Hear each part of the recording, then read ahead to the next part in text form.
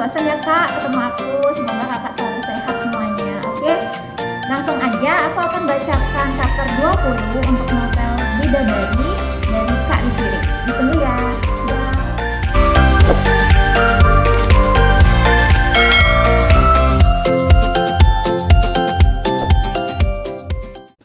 Kenapa selalu menyindir? Kalau nggak bangun pagi, bagaimana bisa menyiapkan sarapan pagi? Seseorang yang lagi-lagi tidak diharapkan kehadirannya oleh Aida bercicit. Sungguh mengganggu pagi harinya. Tadinya yang ada di rencana Aida, dia ingin menyelesaikan menyiapkan sarapan pagi itu, lalu menaruhnya di meja makan, ditutup dan masuk ke dalam kamar tanpa harus menemui dua orang yang mungkin akan keluar dari kamar di waktu makan pagi. Tapi saat dirinya baru ingin memotong bahan-bahan untuk menu pagi itu, ternyata ada seseorang yang sudah datang lebih dulu dari prediksinya. Tiap hari kamu bangun jam segini? Atau hanya karena tugas dariku saja? Selidik pria yang bicara sambil berjalan memasuki dapur, melewati Aida dan menghampiri kulkas. Dia mengecek yang memang mau dibaca olehnya. Kalau nggak bangun pagi, gimana mau sholat subuhnya? Kenapa dia selalu menjawab pertanyaanku dengan kata-kata sarkas dan sinis, Menyindirku kah? Bisik di dalam hati Reiko setelah matanya membaca jadwal masakan yang dibuat oleh Aida. Dasar gadis kampung, mannernya kurang bagus. Apa dia benar-benar dendam dan marah padaku karena aku tak sudi menghabiskan malam pengantinku dengannya, jadi dia banyak menyindir soal agama dan kedekatanku dengan Tuhan? Reiko paham apa maksud Aida yang memberikan perumpamaan kegiatan yang tak bisa dilakukannya tanpa bangun pagi. Tapi hati Reiko dongkol saja, tidak suka pilihan kata dan subjek pembahasan Aida. Apa saja yang kemarin kamu beli? Makanya Reiko bertanya lagi sambil berjalan mendekat pada tabletnya. Setidaknya dia tahu kalau aku mengecek langsung ke benda ini, jadi dia tidak berpikir kalau aku mengawasinya dari tempat lain. Alibi Reiko, sekedar cara untuk membuat Aida tidak sadar kalau dirinya dipantau Reiko. Pria itu pintar dan sudah mempertimbangkannya. Karena itu tangannya kini seakan-akan berselancar di monitor, melihat histori belanja. Dia punya mata untuk melihat, sayang banget suaraku menjelaskan. Aida juga tidak ada niat merespon. Dia justru memanfaatkan tenaganya untuk memotong roti dan bahan-bahan lainnya. Setelah tadi Aida menyiapkan cangkir dan mengisinya dengan teh saset. Jadi menu sarapan pagi ini sandwich. Karena Aida tidak menjawab masalah belanja, Reiko yang sudah selesai dengan tablet itu kembali membalikkan badan, sambil melangkah mendekat pada wanita yang mulai sibuk tangannya bekerja. Iya, habisnya ini yang paling simple, aku belum bisa buat apa-apa lagi. Celetuk Aida kemudian sambil dia membuka sarung tangan plastiknya. Dia tahu tingkat higienis yang sesuai protokol kesehatan untuk menyiapkan bahan makanan. Ada gunanya juga MasterChef ditonton oleh orang kampung macam dirinya. Bisik hati Reiko, tak peduli dengan jawaban Aida sebetulnya, karena dia memang ingin menilai bagaimana Aida memasak. Aida selalu bersih tangannya. Setelah tadi selesai mencuci sayurannya, Aida menggunakan sarung tangan plastik untuk menyusunnya, jadi tidak mengkontaminasi makanan itu. Lagi-lagi poin demi poin positif di mata Reiko dikumpulkan oleh Aida tanpa sepengetahuannya. So far, it's good. Bi suka sandwich. Rotinya juga pas, roti gandum. Baguslah kalau gitu, ini udah selesai kok. Dan selesai bicara, Aida pun mendongakkan kepalanya, menatap orang di sampingnya yang tadi baru menuju kulkas, lalu mengambil satu gelas dan menuangkan susu di dalamnya. Sarapannya ini mau bapak bawa ke kamar. Sepertinya Aida menduga sesuatu yang paling tepat. Reiko pun mengangguk, pelan dengan satu tangannya mengambil sandwich yang sudah dibuat Aida. Makan berdiri seperti makannya kuda. Apa dia nggak tahu adab makan itu harus duduk? Megang makanan juga harus dengan tangan kanan. Dengan santainya dia makan tanpa membaca doa makan lebih dulu. Berterima kasih pada Tuhan untuk makanan yang sudah dimakannya. Itu sama saja dia memberi makanan pada setan. Cih. Aida berbisik begini di saat Reiko baru memasukkan suapan pertama, menelannya dan sesaat kemudian berbicara. Aku tidak punya waktu untuk makan dan sarapan bareng dengan Brigitta pagi ini. Pekerjaanku menumpuk di kantor.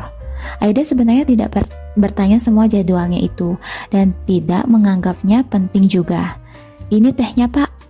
Tapi saya belum kasih gula. Saya tidak tahu berapa banyak gula yang Bapak mau. Malah akhirnya Aida menyodorkan itu tanpa membahas planning Reiko.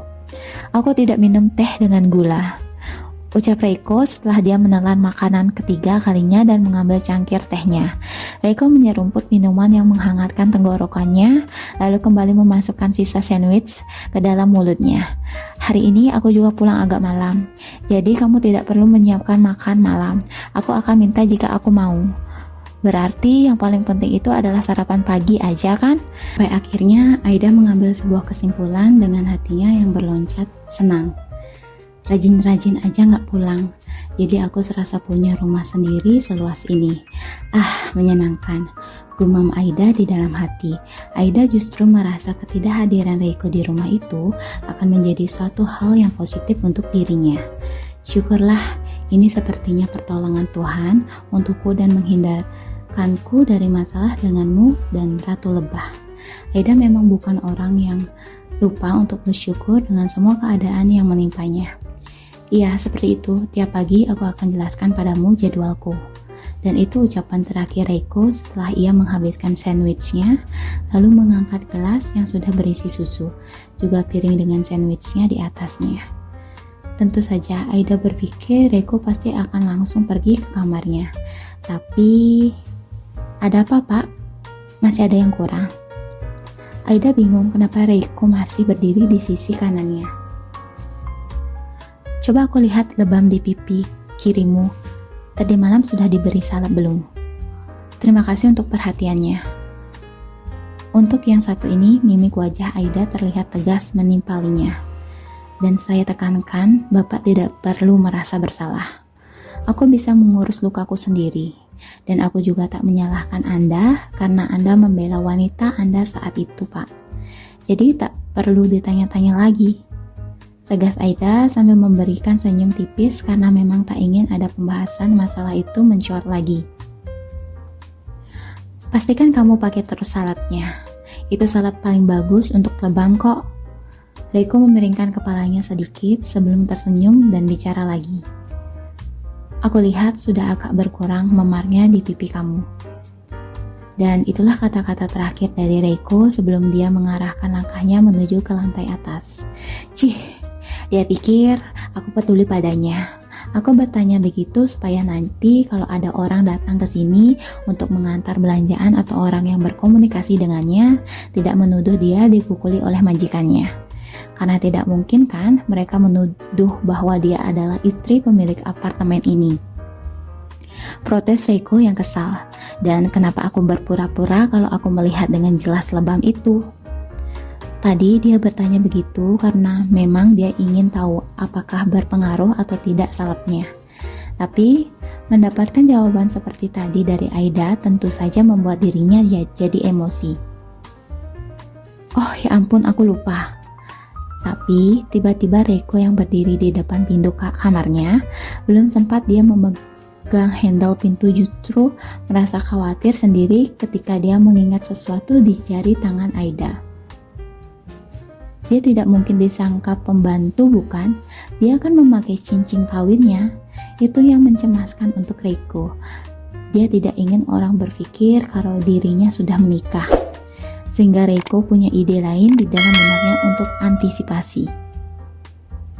Apa aku turun lagi ke bawah, memperingatkannya supaya dia membuka cincin sial itu saja ya? Nah, gimana dengan novel Bidadarinya dari Kak Richie Rich? Pasti seru kan? Bagi yang penasaran untuk novel ini bisa langsung cek di karyakarsa.com ya. Cari Richie Rich dan ketemu deh novelnya. Di sana akan disuguhkan tentang kisah cinta konflik dan berbagai macam antara Mas Royko, Aida, dan Mbak Lebah. Jadi bagi penasaran langsung aja cek ya kak. Aku mau ngucapin terima kasih banyak kepada kakak-kakak semua yang mau berkesempatan untuk menonton video ini dari awal sampai akhir. Semoga kakak-kakak semua selalu diberikan kesehatan, ketenangan, kedamaian, dan selalu bahagia. Jangan lupa like, comment, share, dan subscribe ya channel ini. Semoga kakak-kakak selalu bahagia. Thank you semuanya. Bye-bye. Sehat-sehat selalu.